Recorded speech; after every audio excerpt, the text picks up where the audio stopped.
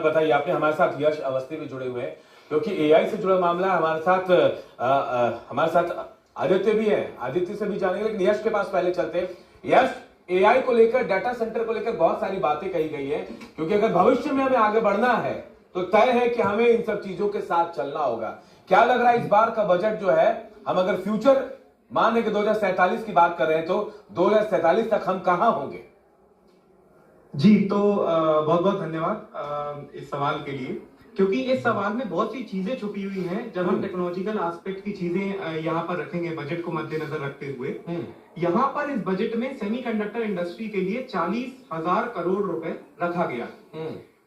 क्योंकि मेरी भी एआई एनालिटिक्स के रूप में मेरा काम रहता है वो जीपीयू आधारित रहता है, क्लाउड कंप्यूटिंग आधारित रहता है। तो हमको ये पता है कि सेमीकंडक्टर की एक चिप अगर आप अच्छी लेते हैं तो उसकी कीमत भारतीय मुद्रा में तकरीबन 35 से 40 लाख के आसपास कीमत होती है एक चिप की। और जब आप क्वांटम कंप्यूटिंग करते हैं या उन चिप्स को सेमीकंडक्टर्स को यूज करते हैं तो आपकी चिप बर्न आउट भी होती है, तो आपको फिर दूसरी चिप की आवश्यकता पड़ती है। और जब आप सॉफ्टवेयर का निर्माण करते हैं तो आपको बार बार चिप्स की आवश्यकता पड़ेगी, जिसके आधार पे आप सॉफ्टवेयर का निर्माण कर सकें। तो सबसे पहले स्वागत योग्य यह बात है कि 40,000 करोड़ में, अगर वैसे तो यह होगा नहीं, लेकिन अगर पूरे बजट को हम चिप्स के ही रूप में देखें तो आप इसकी बारीकियों को समझिए, कितनी स्पेशलिस्ट लोगों की टीम बैठी होगी जब ये निर्माण हो रहा था इसका। तो मैं आम जनता को भी उनकी भाषा में यह समझाना चाहता हूं कि आप 1 लाख चिप सेमीकंडक्टर की 40,000 करोड़ रुपए में बना सकते हैं। चिप बनाने का मतलब यह हुआ कि चिप बनती कैसे है? चिप बनती है सिलिकॉन से।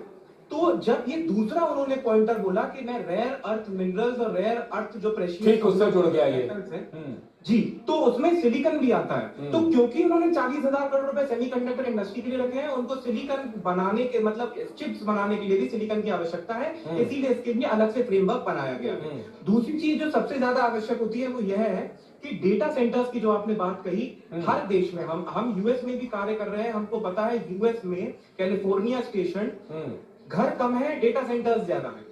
और डेटा सेंटर्स भी जंगलों में जहां बनाए गए थे, अब वहां आबादी आने लगी है क्योंकि वहां पर डेटा सेंटर है। तो अगर हम चाइना से कंपीट करना चाह रहे हैं, हम अपनी अनिश्चितता से भरी दुनिया में टेक्नोलॉजी से फ्री होना चाह रहे हैं, सेल्फ इंडिपेंडेंट होना चाह रहे हैं, तो ये 2047 का जो विजन है आत्मनिर्भर भारत का, वो आत्मनिर्भर टेक्नोलॉजी के रूप में जा रहा है। जैसे कि अभी यहाँ पे हमारे पैनलिस्ट सुबह से बता भी रहे थे, क्लाउड कंप्यूटिंग की बात आती है। हमारा पूरा डेटा कहां पर है? हमारा पूरा डेटा गूगल क्लाउड पर है, हमारा सैमसंग क्लाउड पर है, माइक्रोसॉफ्ट क्लाउड पर है। भारत देश का स्वयं का ऐसा क्लाउड जो भारतवासी यूज करें, अपनी भारत विश्व के भी लोग यूज करें, उसके लिए भी हमें जो क्लाउड का निर्माण करना है, जिसके लिए जो हम कर रहे हैं, वो हमको ये इसमें सहायक तो होगा ही, अपितु विकसित भारत के निर्माण करने के लिए एक ऐसे सुरक्षित माहौल देगा जिसमें हमारा डेटा हमारे नियंत्रण में है। कल को भगवान ना करे आपके युद्ध भी एआई बेस्ड ही होंगे। बिल्कुल होंगे, क्योंकि जिस तरीके से हम बढ़ रहे हैं श्रद्धा, कहीं ना कहीं जी प्रिवेसी बहुत ज्यादा मायने रखती है।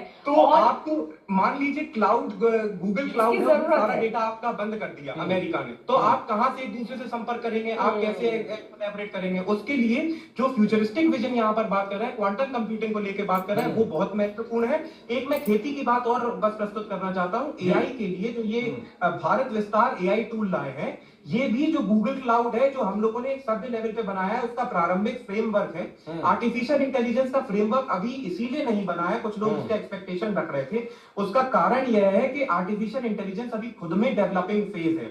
अगर हम उसका फ्रेमवर्क बनाना चाहते हैं कि नियमों पे चले, तो हमें उसका भी एक डेवलप्ड रूप देखना पड़ेगा। तो प्रारंभ बहुत अच्छा है इसके फ्रेमवर्क के लिए, हमें उम्मीद